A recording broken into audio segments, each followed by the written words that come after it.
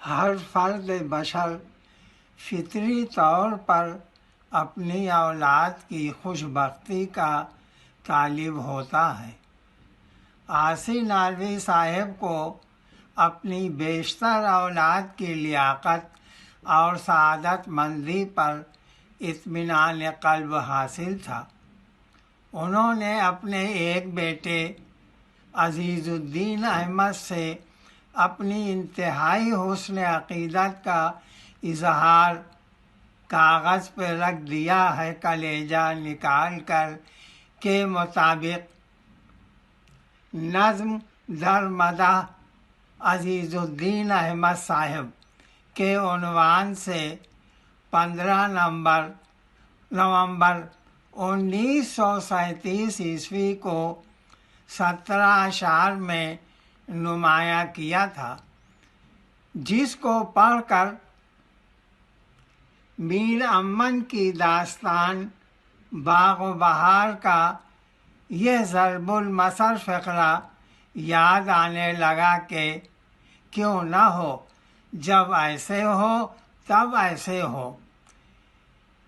اسی لیے مذکورہ مدح کے چند منتخب اشعار سناتا ہوں۔ یہ اشعار مولوی عزیز الدین صاحب کے بارے میں ان کے والد عاصی نانوی صاحب نے لکھے ہیں۔ منشی کامل، عالم فاضل، ہائی اسکول اور اعلی قابل، مادرزاد ولی، طب میں فاضل، رکھتے ہیں عزیز ان کو دانا عاقل، شاگرد ہیں ان کے بڈھے بڈھے، اوصاف کوئی کیا کیا لکھے، فارسی شاعر، اردو شاعر، صاحب ثانی میر تقی کا ہمسر،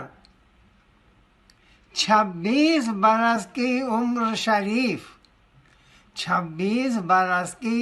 عمر شریف، آئینہ احمد ذات لطیف،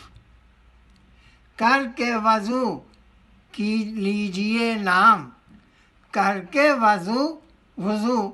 کر کے وضو لیجئے نام، عزیز الدین مبلغ اسلام، کر کے وضو لیجئے نام، عزیز الدین مبلغ اسلام، اللہ سلامت ان کو رکھے، اللہ سلامت ان کو رکھے، دیتے ہیں دعائیں اچھے اچھے۔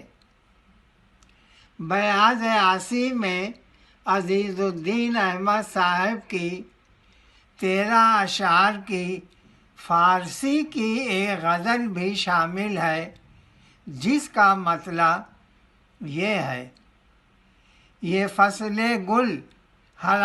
بفصل گل حرام است اہل طاعت را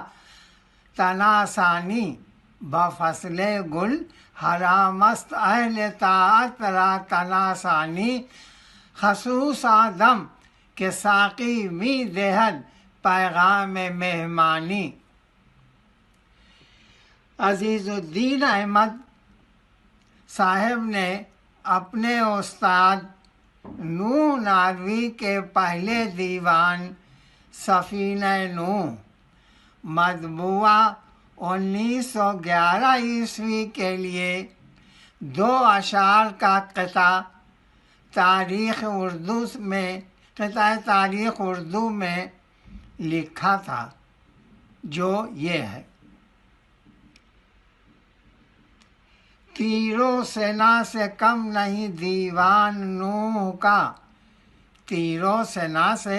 کم نہیں دیوان نوح کا، اس میں تو حسن و عشق کی نوداد نظم ہے، کیوں فکر سال میں ہو پریشان اے عزیز، کیوں فکر سال میں ہو پریشان اے عزیز، تاریخ اس کلام کی دلشاد نظم ہے۔ اب ایک تحقیق طلب سوال یہ ہے کہ عزیز الدین احمد صاحب کی پیدائش کا اصل سن کیا تھا؟ سفینہ نوح 1911 عیسوی میں شائع ہوا تھا، جبکہ عزیز الدین صاحب اندازاً 20 سال کے رہے ہوں گے، لیکن عاصی نانوی صاحب کی مدح کے مطابق عزیز الدین صاحب کا سن پیدائش 1911 بنتا ہے۔